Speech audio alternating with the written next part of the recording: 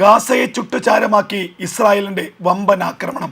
ഗാസയിലെ ഇസ്രായേൽ അതിർത്തിക്ക് സമീപമുള്ള 1 കിലോമീറ്റർ നീളമുള്ള ബങ്കറുകൾ ഇസ്രായേലി സേന കഴിഞ്ഞ ദിവസം രാത്രിയോടെ ആക്രമിച്ചു. സർവസജ്ജമായ ബങ്കറുകൾക്കുള്ളിൽ കടന്നുകയറിയ ഇസ്രായേലി സൈന്യം കൂറ്റൻ ബോംബുകൾ വർഷിച്ചാണ് ബങ്കറുകൾ തകർത്തത്. കഴിഞ്ഞ 2 മാസത്തിനിടയിൽ ഗാസയിൽ നടത്തുന്ന ഇസ്രായേലിന്റെ ഏറ്റവും വലിയ ആക്രമണമാണ് കഴിഞ്ഞ ദിവസം രാത്രിയോടെ ഉണ്ടായത്. ഇസ്രായേൽ അതിർത്തിയിൽ നിന്ന് കേവലം 100 മീറ്റർ മാത്രം മാറിയുള്ള 1 കിലോമീറ്റർ നീളമുള്ള ബങ്കറാണ് കഴിഞ്ഞ ദിവസം ഇസ്രായേലി സേന തകർത്തത്. നിരവധി മുറികളും നിരവധി ആയുധ കേന്ദ്രങ്ങളും സജ്ജീകരിച്ചിരുന്ന ബങ്കറായിരുന്നു ഇസ്രായേലി സേന തകർത്തിരുന്നത്. ബങ്കറുകൾക്കുള്ളിൽ നിരവധി ആയുധങ്ങളും സ്ഫോടക വസ്തുക്കളും ഹമാസ് ഭീകരന്മാർ ശേഖരിച്ചിരുന്നു എന്നുള്ള വാർത്തകളും ഇസ്രായേലി സേന പുറത്തുവിട്ടു. നിരവധി AK-47 റൈഫിളുകളും റോക്കറ്റ് ലോഞ്ചറുകളും നിരവധി മിസൈലുകളും ബോംബുകളും ഈ ബങ്കറുകൾക്കുള്ളിൽ ഉണ്ടായിരുന്നു. 10 കണക്കിന് സ്ഫോടക വസ്തുക്കൾ നിറച്ച് നിമിഷങ്ങൾക്കുള്ളിൽ ഈ ബങ്കർ ഇസ്രായേലി സേന തകർത്ത് തരിപ്പണമാക്കി. ഇതിന് സമാനമായ നിരവധി ബങ്കറുകളിൽ കഴിഞ്ഞ 2-3 മാസത്തിനിടയിൽ ഇസ്രായേലി സേന ആക്രമണം നടത്തി. ഗാസയിലെ ഹമാസിന്റെ ഏറ്റവും വലിയ ശക്തിയായിരുന്നു ഭൂഗർഭ ബങ്കറുകൾ. ഗാസ മെട്രോ എന്നറിയപ്പെടുന്ന ഈ ബങ്കറുകളായിരുന്നു ഒരു കാലത്ത് ഹമാസിന്റെ ഏറ്റവും വലിയ ശക്തി കേന്ദ്രം. ഈ ബങ്കറുകളിൽ നിന്ന് പുറത്തു വന്ന് ഇസ്രായേലിന് നേരെ ആക്രമണം നടത്തുകയും ഇസ്രായേലിന്റെ പ്രത്യാക്രമണത്തിന് മുൻപ് തന്നെ ബങ്കറുകൾക്ക് ഉള്ളിൽ ഒളിക്കുകയുമായിരുന്നു ഹമാസ് ഭീകരന്മാരുടെ രീതി.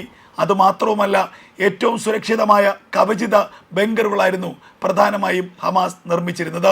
ആയുധങ്ങൾ സൂക്ഷിക്കുന്നതിനും ഒരു ഘട്ടത്തിൽ മാസങ്ങളോളം ഹമാസ് ഭീകരന്മാർക്ക് താമസിക്കുന്നതിനുമുള്ള എല്ലാ സജ്ജീകരണങ്ങളും ഈ ബങ്കറുകൾക്കുള്ളിലുണ്ടായിരുന്നു. വാഹനങ്ങൾ പോലും കിലോമീറ്ററുകൾ ഓടിച്ചു പോകാൻ തക്ക ശേഷിയുള്ളതായിരുന്നു പല ബങ്കറുകളും.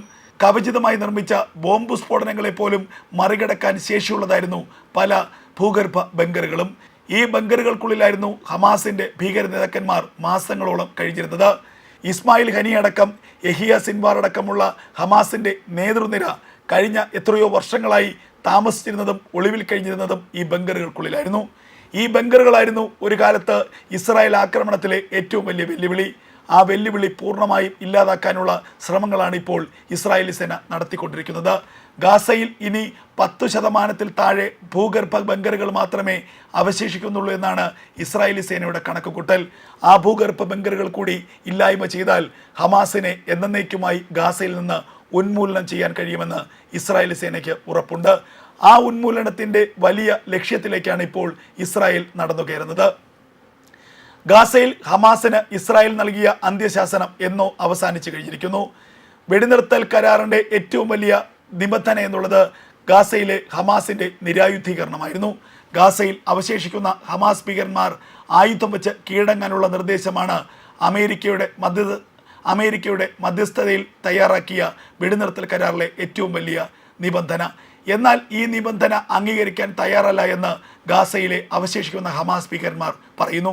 അതായത് ആയുധങ്ങൾ താഴെ വയ്ക്കില്ല എന്നും ഇസ്രായേലിന് മുന്നിൽ എത്ര കാലം വേണമെങ്കിലും തങ്ങൾ പ്രതിരോധം തീർക്കുമെന്നുമാണ് ഇപ്പോൾ ഹമാസ് വ്യക്തമാക്കുന്നത്. ഇതോടുകൂടി ഒരു കാര്യം വ്യക്തമായി, ഇനി ഹമാസുമായി യാതൊരു തരത്തിലുള്ള സഖ്യ ചർച്ചകൾക്കോ സമാധാന ചർച്ചകൾക്കോ ഇസ്രായേലിന് താല്പര്യമില്ല. ഒക്ടോബർ 10 നിലവിൽ വന്ന വെടിനിർത്തൽ കരാർ പൂർണ്ണമായും ഇസ്രായേലി സേന തള്ളിക്കളഞ്ഞിരിക്കുന്നു. ഇനി അവസാനവട്ട യുദ്ധം മാത്രമാണ് ഗാസയിൽ ഹമാസിനെതിരെ ഉള്ളത്. ആ യുദ്ധത്തിനുള്ള നീക്കമാണിപ്പോൾ ഇസ്രായേൽ നടത്തുന്നത്.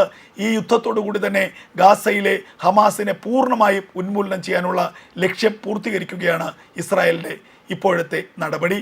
അതായത് യുദ്ധാനന്തര ഗാസയുടെ പുനർനിർമ്മാണത്തെക്കുറിച്ചുള്ള എല്ലാ സാധ്യതകളും തീരുമാനങ്ങളും ഇസ്രായേൽ നൽകി കഴിഞ്ഞിരിക്കുന്നു. അതായത് അമേരിക്കയുടെ കൂടി പിന്തുണയോടുകൂടി യുദ്ധാനന്തര ഗാസയുടെ പൂർണ്ണമായ ഭരണം ഇസ്രായേൽ തന്നെ നടപ്പാക്കും.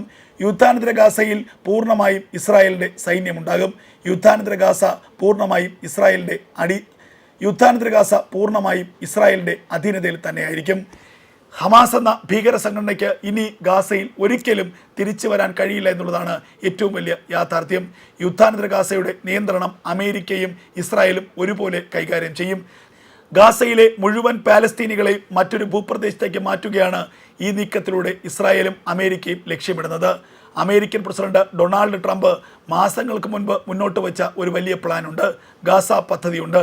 ആ ഗാസ പദ്ധതി മറ്റൊന്നുമായിരുന്നില്ല, ഗാസയിൽ അവശേഷിക്കുന്ന 20 ലക്ഷത്തോളം വരുന്ന പാലസ്തീനികൾ, ആ 20 ലക്ഷത്തോളം വരുന്ന പാലസ്തീനികളെ ഏതെങ്കിലും ആഫ്രിക്കൻ രാജ്യങ്ങളിലോ അല്ലെങ്കിൽ മറ്റേതെങ്കിലും ഒരു ഇസ്ലാമിക രാജ്യത്തിലേക്കോ മാറ്റുക. അതിനുശേഷം 10-15 വർഷമെടുത്തുകൊണ്ട് ഗാസയെ പുനർനിർമ്മിക്കുക. പക്ഷേ ഈ കാലയളവിന് ശേഷം ഒരിക്കലും ഈ പാലസ്തീനികൾ ഗാസയിലേക്ക് കാലുകുത്തില്ല എന്നുള്ളതാണ് ഏറ്റവും വലിയ രഹസ്യം. അമേരിക്കയുടെയും ഇസ്രായേലിൻ്റെയും താല്പര്യം അതുതന്നെയാണ്. ഇനി ഒരിക്കൽ കൂടി തങ്ങളുടെ അതിർത്തിക്ക് പുറത്തേക്ക് ഹമാസ് എന്ന ഭീകര സംഘടനയുടെ ശല്യമുണ്ടാകരുത്, ഭീഷണി ഉണ്ടാകരുത്. ഇതാണ് ഇസ്രായേലിൻ്റെ ഏറ്റവും വലിയ ലക്ഷ്യം.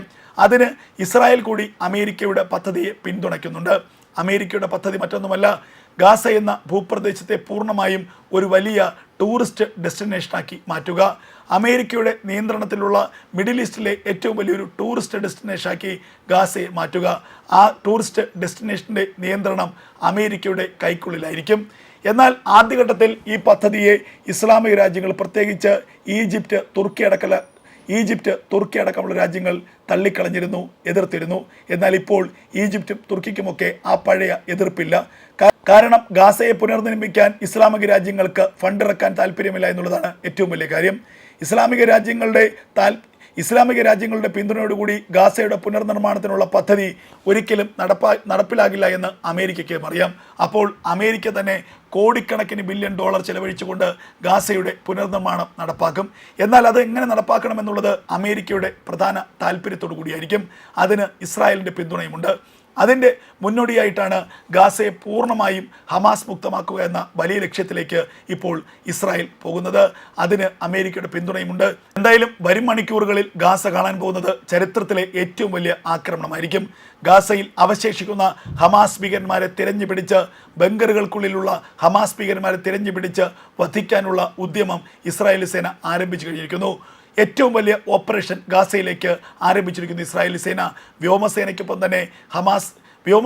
തന്നെ ഇസ്രായേലിൻ്റെ കരസേനയും പീരങ്കിപ്പടയും ഒക്കെ ഗാസയിൽ ഇപ്പോൾ ഗാസയെ ഉഴുതുമറിക്കുകയാണ്. അഭയാർത്ഥി ക്യാമ്പുകളുടെ മറവിൽ ഒളിവിൽ കഴിയുന്ന ഹമാസ് ഭീകരന്മാരെ പിടികൂടാനുള്ള വമ്പൻ ഓപ്പറേഷനും ഇസ്രായേലി സേന ആരംഭിച്ചു കഴിഞ്ഞിരിക്കുന്നു.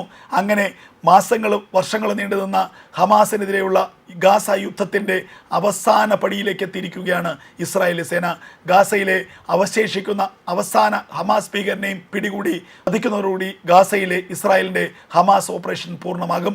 അതിനുശേഷം ഗാസയുടെ പുനർനിർമ്മാണത്തിലേക്ക് കടക്കാനാണ് ഇപ്പോൾ ഇസ്രായേലിൻ്റെയും അമേരിക്കയുടെ നീക്കം. അതിന് മുന്നോടിയായുള്ള ഈ ഓപ്പറേഷനിലാണ് ഗാസയിലെ പ്രധാനപ്പെട്ട ഹമാസിൻ്റെ ബങ്കറുകൾ ഇസ്രായേലി സേന തകർത്തു മുന്നേറുന്നത്. ഇസ്രായേലിൻ്റെ അതിർത്തിക്ക് കേവലം 100 മീറ്റർ മാത്രം അകലെയുള്ള 1 കിലോമീറ്റർ ദൈർഘ്യമുള്ള ബങ്കറാണ് കഴിഞ്ഞ ദിവസം ഇസ്രായേലി സേന തകർത്തത്. ഈ ബങ്കറിനുള്ളിൽ നിരവധി ഹമാസ് ഭീകരന്മാരുടെ മൃതശരീരങ്ങളടക്കം ഉണ്ടായിരുന്നു എന്നാണ് പുറത്തുവരുന്ന വാർത്തകൾ. വൻതോതിലുള്ള ആയുധശേഖരം, സ്ഫോടക വസ്തു ശേഖരമൊക്കെ തന്നെ ഈ ബങ്കറുകൾക്കുള്ളിൽ ഉണ്ടായിരുന്നു. അവസരം കിട്ടുമ്പോൾ ഇസ്രായേലിലേക്ക് ആക്രമണം നടത്താനായി ഹമാസിൻ്റെ ഭീകരന്മാർ തയ്യാറാക്കി വച്ചിരുന്നതായിരുന്നു ഈ ആയുധശേഖരങ്ങളൊക്കെ തന്നെ. ഇനിയും ഗാസയിൽ വളരെ കുറച്ച് ഹമാസ് ഭീകരന്മാർ മാത്രമേ ജീവനോടെ അവശേഷിക്കുന്നുള്ളൂ എന്നാണ് ഇസ്രായേലിൻ്റെ കണക്കുകൂട്ടൽ. അതുമാത്രവുമല്ല, ഗാസ മെട്രോ എന്നറിയപ്പെടുന്ന ഹമാസിൻ്റെ ഈ ഭൂഗർഭ ബങ്കറുകളുടെ വളരെ ചെറിയ ശതമാനം ഇപ്പോഴും ആക്റ്റീവായി അവശേഷിക്കുന്നുണ്ട്. ആ അവശേഷിക്കുന്ന ഭൂഗർഭ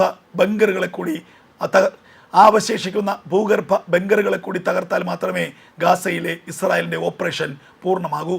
ആ ഓപ്പറേഷൻ പൂർണ്ണമാകാനുള്ള അവസാനവട്ട തയ്യാറെടുപ്പിലാണ് ഇസ്രായേലി സേന.